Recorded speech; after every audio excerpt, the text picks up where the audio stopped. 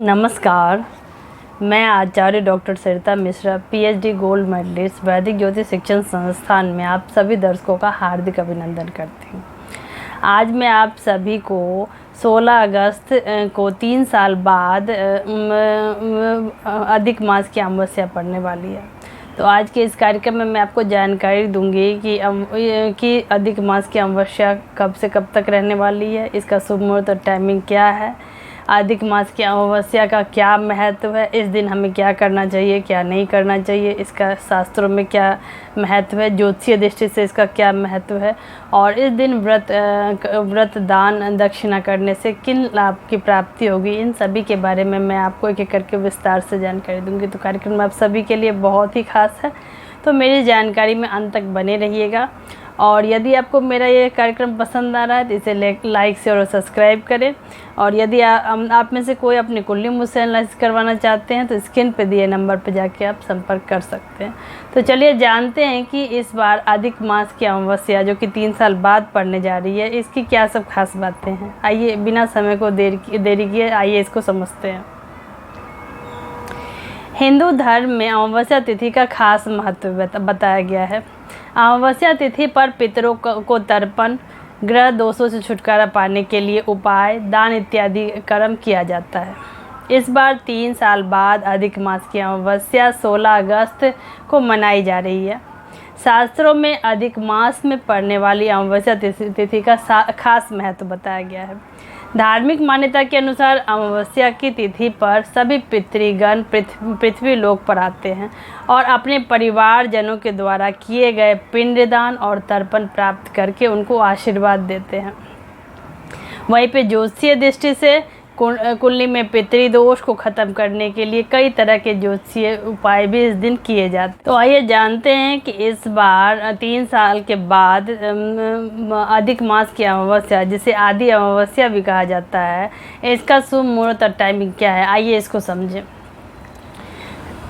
आदि अमावस्या इस बार 15 अगस्त 2023 यानी कि बुधवार के दिन मनाया जाएगा। 15 अगस्त की दोपहर 12:45 पर अमावस्या तिथि प्रारंभ होगी और 16 अगस्त की दोपहर 3:09 पर इसकी समाप्ति हो जाएगी। इस बार आदि अमावस्या पर 19 वर्ष के बाद शुभ संयोग बनने जा रहा है। ये क्या है, आइए जानें। इस वर्ष आदि अमावस्या पर कई शुभ योगों का भी निर्माण हो रहा है। इसमें से पहला तो यही है कि यह अमावस्या अर्थात अधिक मास की अमावस्या 3 वर्ष के बाद पड़ रही है। इसके अलावा 19 वर्षों के बाद अधिक मास की अमावस्या पर शुभ संयोग बन रहा है। यह सावन की अधिक मास की अमावस्या है। ऐसे में पितरों की आत्मा की शांति के लिए यह दिन बेहद ही उत्तम और फलदायी माना जाता है। इस दिन विधिवत पूजा आराधना करके कुंडली में पितृदोष जैसे जटिल दोष या उसका नकारात्मक प्रभाव कुंडली से दूर किया जा सकता है। इस बार आदि अमावस्या किन राशियों के लिए खास है, आइए जानें। वृषभ राशि, कन्या राशि, तुला राशि, वृश्चिक राशि और कुंभ राशि वाले जातकों के लिए यह आदि अमावस्या शुभ रहने वाला, खास रहने वाला है बेहद ही।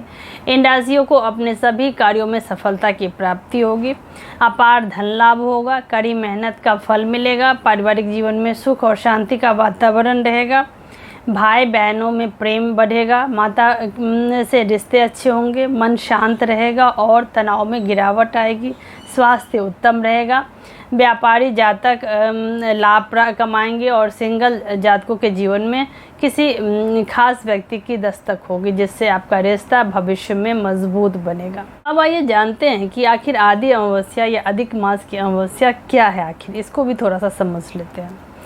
तमिल कैलेंडर के अनुसार आदि महीने में पड़ने वाली अमावस्या को आदि अमावस्या कहते हैं। जुलाई और अगस्त के मध्य में यह अमावस्या पड़ती है। पितरों और पूर्वजों के तर्पण के लिए इस अमावस्या का बहुत महत्व है।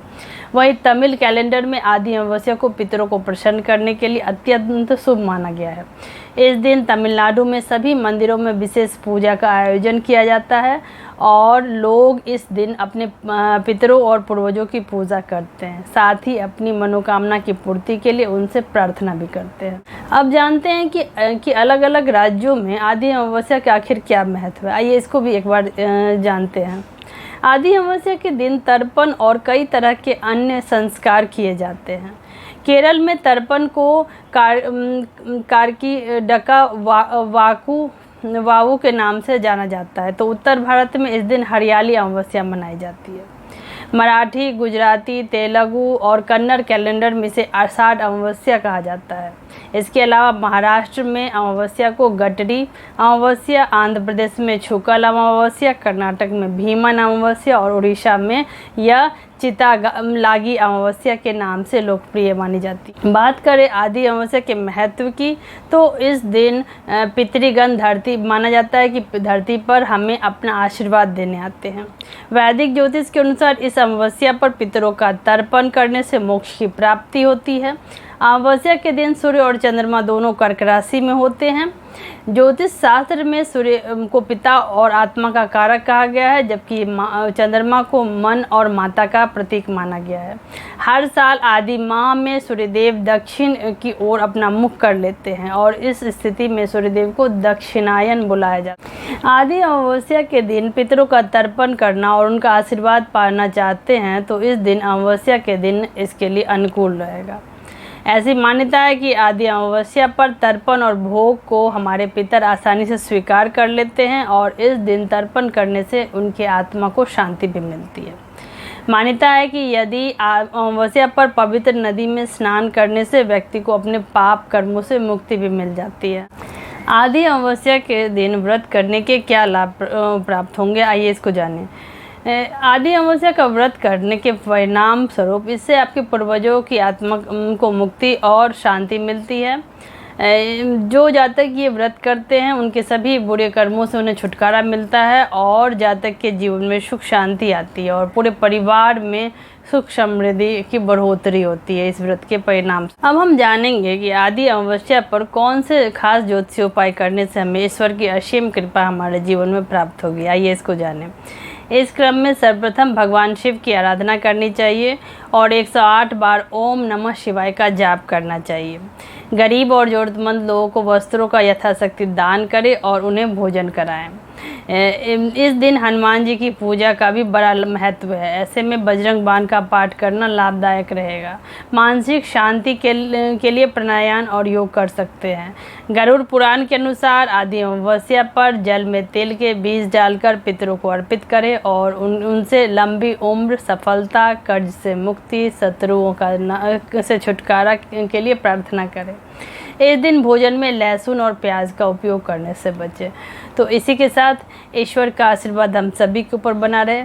आप सभी स्वस्थ हों, प्रसन्न हों, आनंदित हों। इसी मंगल प्रार्थना के साथ मैं आज आप सभी से लेती हूँ इजाज़त।